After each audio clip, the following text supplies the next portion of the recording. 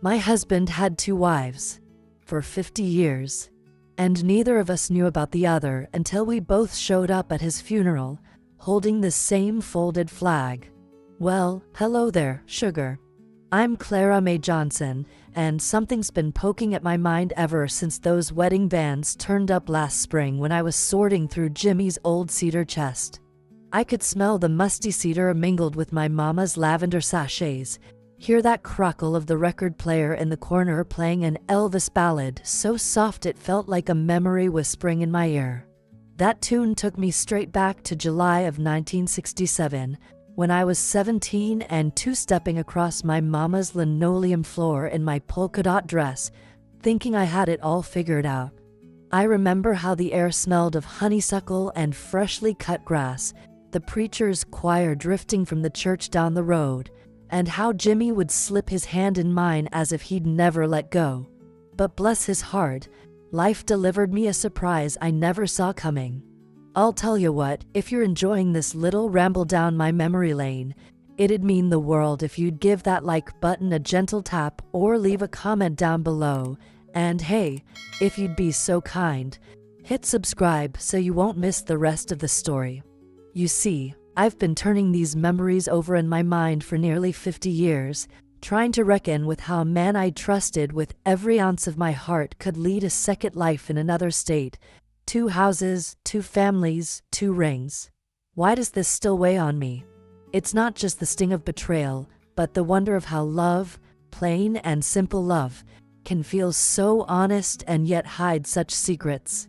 That afternoon on the porch swing, I believed in forever when he'd smile and call me his queen, and I held on to that belief through early mornings in the kitchen making sweet tea, through birthdays and babies, through porch light serenades and Sunday potlucks. Yet now I sift through photo albums and old travel itineraries, trying to catch the moments I missed, the times he disappeared for 3 days each week, leaving me to worry while he told me it was a business trip. I listen for the echo of his footsteps in the hall, the click of the suitcase latch, and I wonder if he ever said a prayer for his other wife the way I prayed for him every single night. That mystery, that ache of not knowing, is what has drawn me back to the story, and that's why I'm sharing it with you.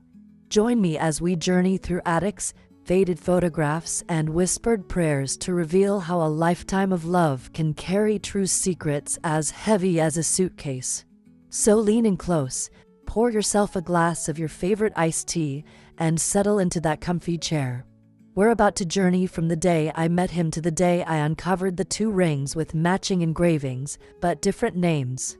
We'll laugh, maybe we'll cry, we'll marvel at how life can twist itself into knots you don't untangle until someone shows you where to pull.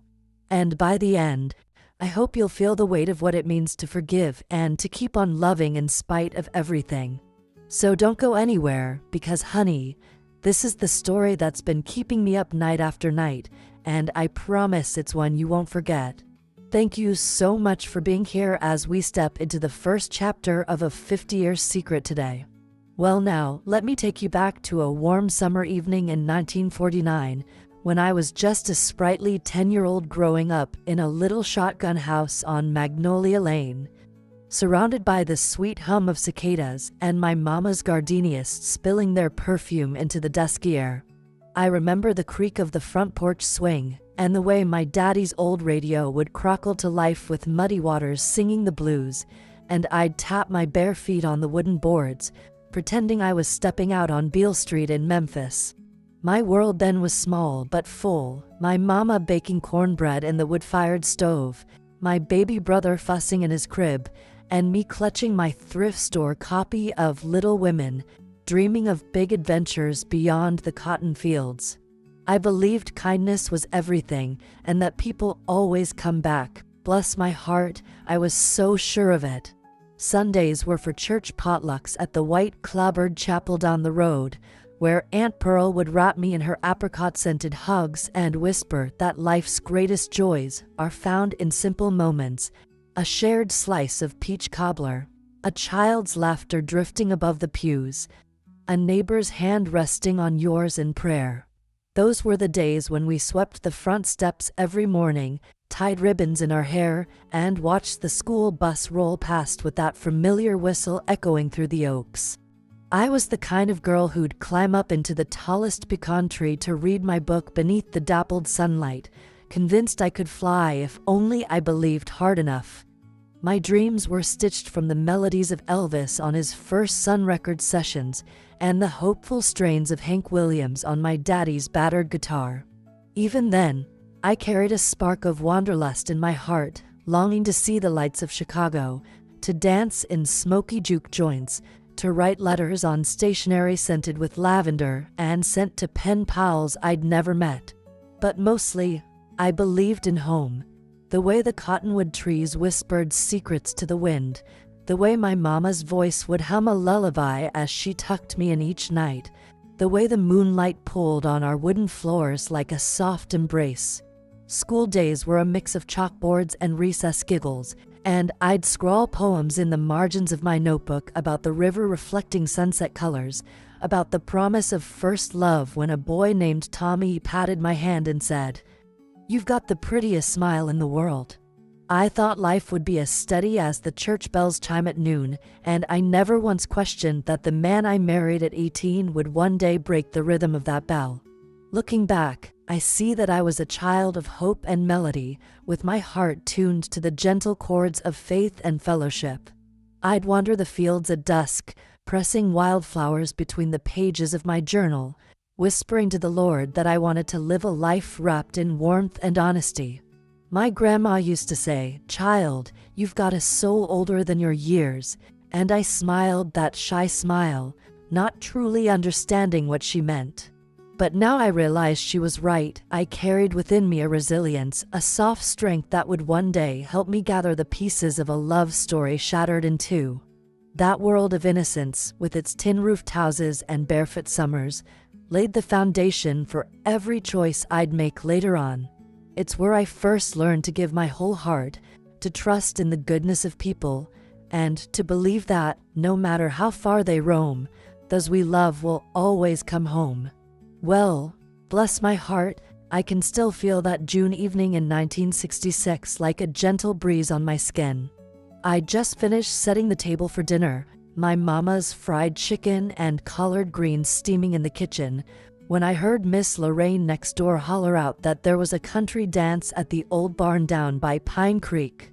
My heart gave a little skip because Mama always frowned on me sneaking off, but my sister Mary Lou, bless her mischievous soul, slipped a handkerchief into my pocket and whispered, "Go on, Clara May. You're growing up." So I slipped into my pale blue gingham dress, braided my hair in two soft plaits, and caught that rickety school bus with a swarm of giggling girls. When I climbed out at the barn, it smelled like fresh-cut hay and moonlight, and the lanterns swinging from the rafters made everything look as if it were caught in a firefly's glow. My daddy had taught me to dance, said, "Girl, you're going to need two-stepping skills when a fine boy comes along," but I never dreamed one would until I saw him leaning against the hayloft railing, tall and quiet, with those deep brown eyes that looked like they knew every secret of the Mississippi River.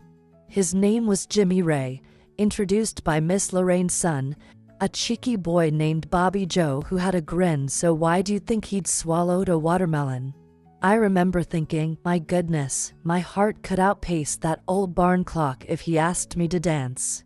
Mama's voice rang in my head, "Mind your manners, child," but when he smiled and said, "May I have this dance, Miss Clara May?" I felt a flutter in my chest I'd never known before. As we moved across that rough wooden floor, I noticed my father's car parked at the edge of the field. He must have come to make sure I'd gotten there safely, though he never said a word afterward. My mother watched from the edge of the barn, folding her arms, tapping her foot, yet I swear I saw a softness in her eyes, like she knew I was stepping into something big. And Mary Lou, well, she clapped loud enough for the whole county to hear, hollering, "That's my sister."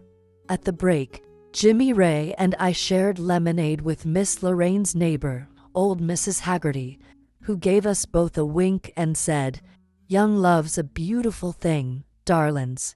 I blushed so red I thought I'd burn right through my dress. Then came the moment that changed everything.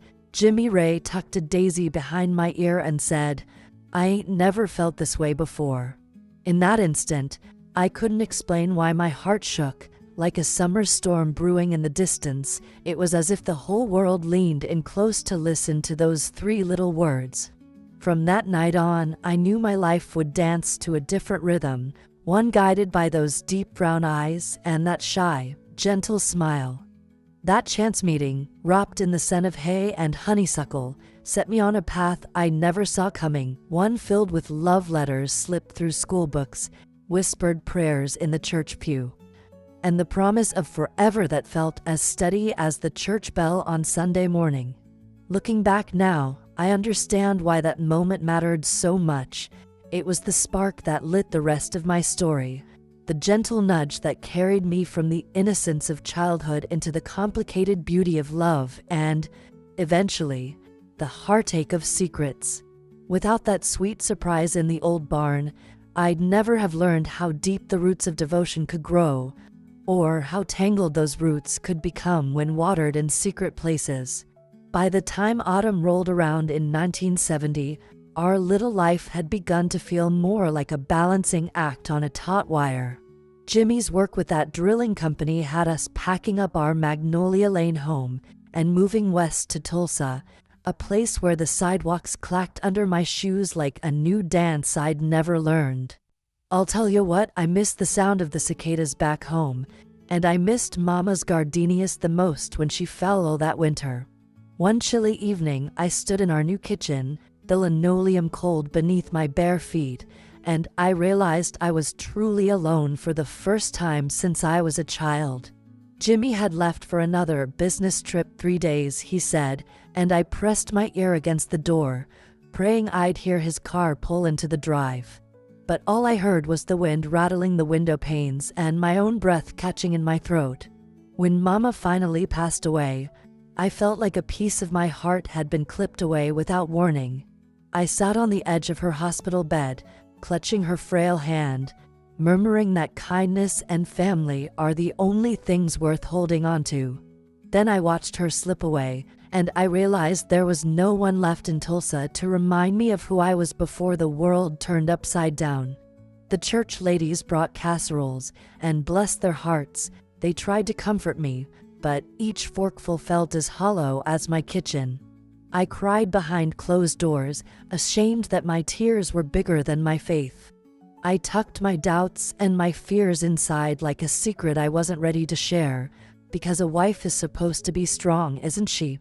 A wife is supposed to trust her husband, even when her heart trembles. It was around that time the whisper started. Neighbors would offer concerned smiles when Jimmy left at dawn, remind me gently that a woman's place was at home. "Now, Clara May," they'd say, "don't go worrying about nothing," but I saw the worry behind their eyes. My sister Louisa back in Mississippi called every week, her voice a lifeline of laughter and shared memories, insisting I lean on her when the nights grew too long. Sweet Louisa, she always knew when to send a care package of Mama's peach preserves or a letter so full of encouragement I could almost hear her humming in the background. But even her words couldn't chase away the knot in my stomach when Jimmy's suitcase stayed longer than it should, when I'd count down the hours on the kitchen clock until his return. I felt torn between loyalty and suspicion, between the belief that love conquers all and the fear that maybe love had other plans I couldn't see. By spring of 71, the dilemma had taken root in my soul like a stubborn weed. Each time Jimmy kissed me goodbye, I prayed the Lord would guard his heart and mine against any harm. Yet somewhere in the hum of those long drives back home, I sensed a distance growing that I couldn't explain away. I found myself polishing 2 wedding rings one afternoon, one a gift for me, the other tucked away for a friend in another state, only I didn't know whose hand it was meant for. Shame burned through me hotter than any memory I'd ever held dear. And in that swirling confusion of grief, anger, and doubt, I realized my life was no longer the simple picture I'd painted as a child. It was tangled, messy, and carried the weight of secrets I couldn't yet name. That was the moment everything shifted, when the safe little world I'd known gave way to questions I didn't know how to ask, and the first true challenge of our 50 years together began to unfold. I'll never forget the day time itself seemed to stop, like the world held its breath just for me. It was a cool April afternoon in 2015 when Jimmy Ray took his last breath in that sterile hospital room, and I stood by his bedside holding his hand, whispering prayers I'd prayed 1,000 times over 50 years. God, keep him safe, heal him, bring him home. But bless his heart, it wasn't meant to be. He slipped away with a quiet sigh, and I felt a hollow ache settle into my bones, so deep I thought I might shatter. They wheeled him out, and I followed behind, clutching his favorite flannel shirt, the one he wore when he fished down by the river.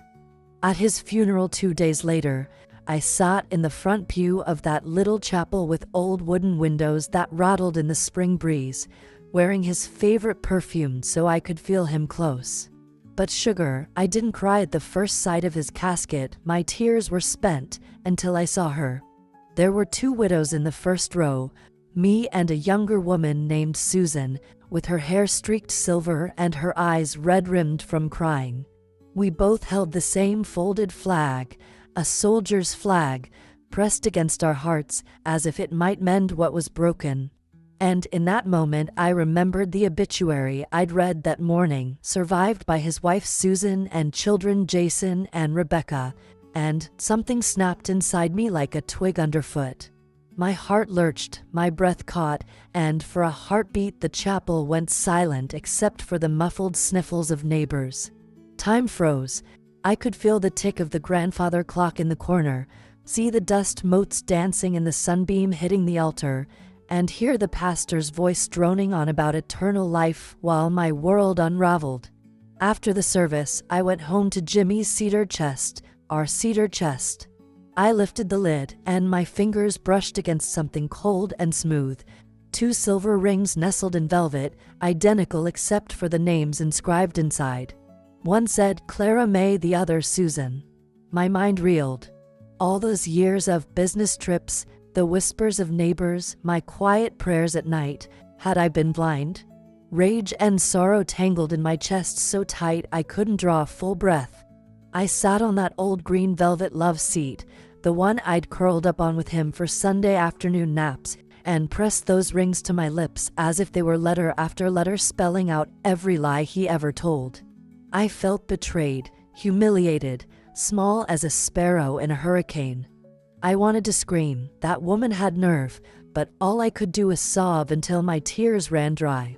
And yet, in the midst of that storm, I felt something else, an odd, weary relief, as if at last I could stop wondering and start understanding. The man I loved wasn't perfect. He was human, capable of tenderness and heartbreak, of faith and betrayal. I realized I'd lost my fairy tale, but I hadn't lost my faith, not in God and not in the power of forgiveness. That afternoon changed me. I became a woman who's known true sorrow and still found the courage to wake up the next morning. I learned that love isn't always gentle. Sometimes it's a jagged blade that cuts us open so we can heal stronger. And though I would never forget the hurt, I chose to carry it with grace, to honor the memory of a life shared in half-truths by living mine in whole ones. It was the hardest lesson I ever learned, and the moment that reshaped the rest of my days. Well, darling, after that storm of grief and revelation settled, I found myself living in a silence so deep it felt like walking through a house at midnight with no lights on. For the first time since I was a girl on Magnolia Lane, I woke up alone without the promise of Jimmy's rough, familiar voice drifting through the bedroom door. I'd sit at our little mismatched kitchen table each morning, nursing my lukewarm coffee, staring out at the same oak tree that had watched 50 years of summers and winters roll through our yard, and wonder who I was if not his wife. The house echoed with memories, the creak of the front porch swing, the faint strains of old blues records I couldn't bear to play anymore, the hollow click of the piano keys he used to tinker on when he thought I wasn't listening. I'll tell you what, it was like the whole world had shifted on its axis and left me behind to catch my breath. My faith, once steady as the church bell at high noon, wobbled under the weight of my questions. I prayed more in those lonely hours than I ever had, asking the Lord to mend my heart and make sense of a life that had been half a truth for so long. Sometimes I felt anger flare up, hot and sharp, and other times I felt a weary resignation settle in, as if my soul had grown tired of fighting. Neighbors brought casseroles and casseroles, shepherd's pie, macaroni and cheese, chicken and dumplings, but each bite reminded me that I was eating alone, that the laughter at our Sunday potlucks was a distant echo. I leaned on Louise's letters like a lifeline. Her words came in spidery ink on frayed stationery. "Child, you're stronger than you know," she wrote, "and God's got a plan for you yet." Those letters became my tether to hope, and I read them over and over, pressing each page to my cheek when the walls felt like they'd close in on me. In the hush of twilight, I'd wander through the house, touching the photographs on the mantel, Jimmy grinning with that crooked smile, me in my wedding dress holding his hand, the girls playing in the yard, and I'd whisper apologies to each frozen memory, as if they'd heard me and forgiven me for not seeing the truth sooner. My dreams at night were restless. I'd wake up gasping, tangled in the sheets, haunted by visions of 2 wedding rings gleaming side by side in that cedar chest. Often, I'd find myself on the back porch, wrapped in my grandmother's old quilt, staring into the darkened fields and wondering how a heart could break and still beat. Slowly, I began to stitch myself back together with small acts of kindness, planting marigolds along the fence line, volunteering at the church food pantry, writing thank you notes for the neighbors' kindnesses. Each bloom, each plate of soup handed out, each pen line reminded me that life could still hold beauty, even after betrayal. Somewhere in that quiet rebuilding, I discovered a new faith, not the unshakable trust in a man, but a resilient trust in myself, in the goodness of strangers, and in the steady grace of the Almighty. I learned that sometimes healing comes not in grand moments, but in the steady drip of mornings turning into afternoons into nights, each one carrying me a little further from the wound. I grew into a woman who could sit by the window and watch the seasons change without flinching, who could pour a cup of tea for a grieving friend and offer a listening ear, because I had known sorrow firsthand. Yes, I lost a dream, the simple dream of a lifelong companion whose life was shared with only me, but I found a deeper truth, that I belonged to a story far bigger than any single man. And though the silence of those early days after his passing was bitter and cold, it taught me how to speak again, to speak love, compassion, and fierce forgiveness into a world that so often forgets we're all just doing our best to mend our broken pieces. Well, one bright morning last April, I stepped out onto the front porch and felt the sun warm my old bones for the very first time in months, and I'll tell you what, it was like a gentle nudge from the good Lord himself, reminding me there's always another day waiting to be lived. I'd been nursing my grief like a stubborn wound, tending it with prayers and quiet tears, but that morning I noticed Mrs. Carter's little boy struggling to lift his backpack as he walked to the school bus stop. His shoulders hunched with the weight, and I saw in his eyes the same weariness I'd felt dragging my heart around for so long. Without a second thought, I shuffled down the steps, patted his back, and said, "Here, sugar, let me help you with that." He smiled shyly, and in that moment, I felt a spark of purpose flicker to life inside me, like maybe this old heart still had some love to give beyond my own 4 walls. From then on, I began volunteering at the elementary school breakfast program once a week, ladling out scrambled eggs and grits with a side of warm conversation. I'd lean over the serving counter and ask each child about their dreams. "What are you aiming for today, darlin'?" And their bright-eyed answers reminded me of the girl I once was, full of hope and convinced kindness was the world's greatest power. One Tuesday afternoon, as I was washing my hands in the ladies' room, I noticed a faded flyer tacked to the bulletin board. Community Quilt Circle. Share your story, patch by patch.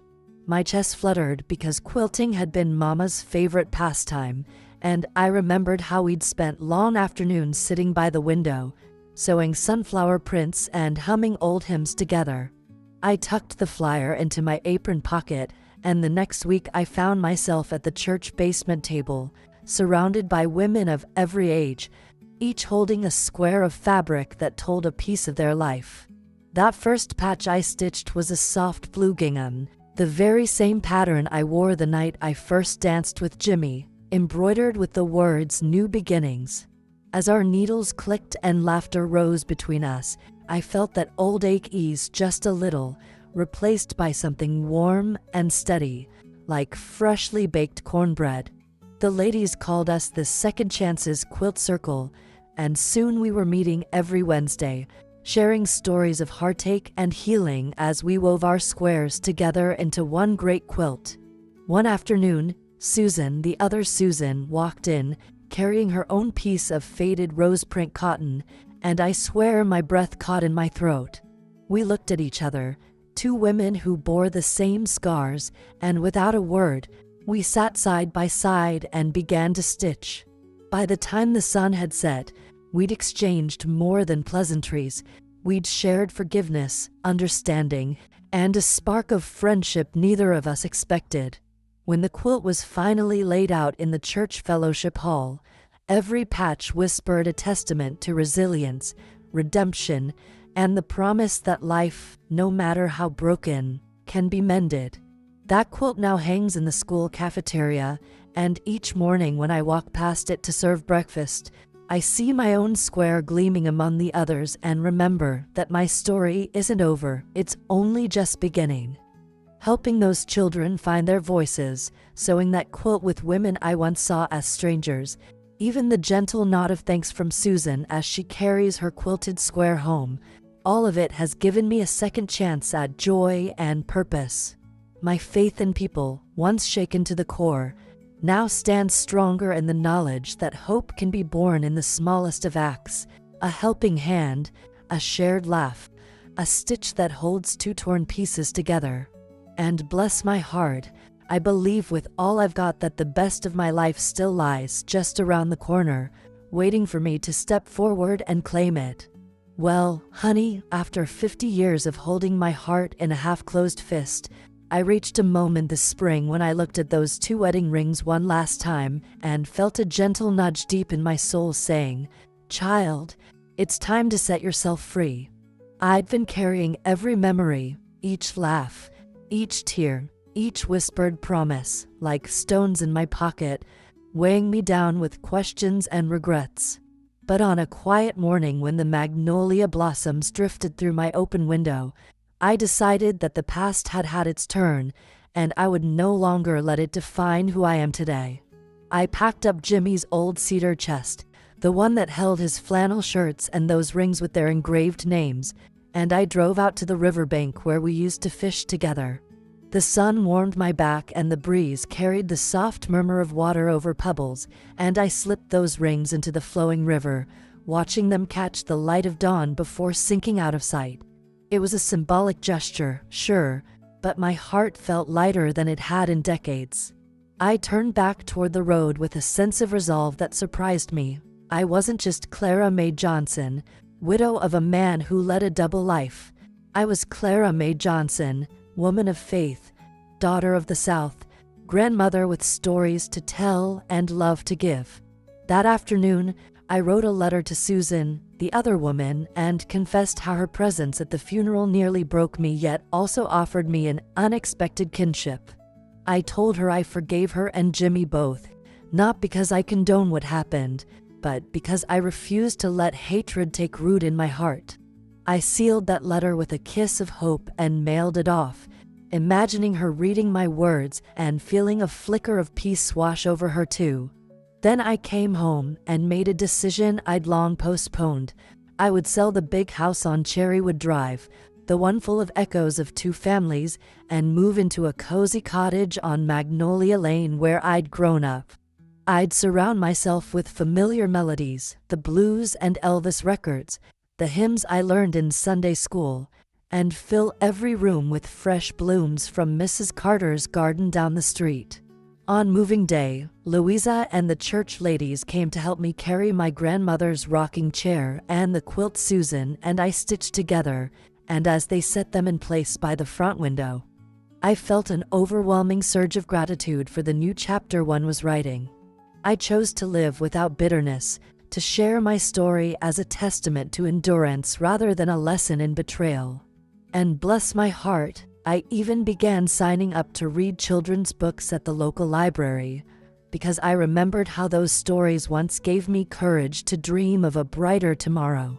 Now, when I sit on my porch at sunset, sipping sweet tea and listening to the cicadas begin their evening chorus, I feel whole again. The past still lives in my bones, it always will, but it no longer haunts me. I discovered that forgiveness is not a single act, but a journey of the heart, and by letting go of those rings in that flowing river, I reclaimed the rest of my life. So I chose to live on, unburdened by half-truths, with an open heart ready to embrace whatever blessings lie ahead. And that, dear friends, is the moment I truly chose to step into the light, with my soul unchained and my spirit singing once more. Well, darlin', if there's one thing I've learned after all these years of lovin', losin', and learnin', it's that life ain't always about getting the perfect ending. You reckon it's about finding your own way forward, even when half the road's been washed away by secrets. Back when I was a wide-eyed girl on Magnolia Lane, I believed that love was a straight line from I do to happily ever after, and I'd have sworn on my mama's hymnal that a promise made in a whitewashed church would last forever. But life and Jimmy Ray taught me that sometimes what feels solid can be as slippery as morning dew, no matter how firmly you hold on to it. Now, sitting on my front porch in that cozy cottage where the honeysuckle climbs the trellis, I see that the harshest storms often leave behind the richest soil for new growth. I once thought forgiveness was a weakness, a bowing of the head to hurt, but I've come to know it's the bravest thing a heart can do, to say, I will not be defined by the lies that fell between us. I realize now that carrying bitterness is like clutching hot coals. You get burned more than anyone else, so I chose instead to pick up hope, stitch it into colorful quilts with my friends at the church circle, and share it piece by piece with every child I serve breakfast to. I learned that truth may break you wide open, but it also sets you free to build something honest from the fragments. Where I once waited by the window for Jimmy's car to pull in, wondering if he'd remember to kiss me goodnight, I now watch the school bus roll past with gentle pride, knowing that the tiny hands I've held carry dreams more powerful than any broken promise. I discovered that love comes in many forms: the fierce love you offer when you stand beside a neighbor in grief, the steady love you give yourself when you let go of regret, and the quiet love that hums through a patchwork quilt, binding strangers together in shared stories.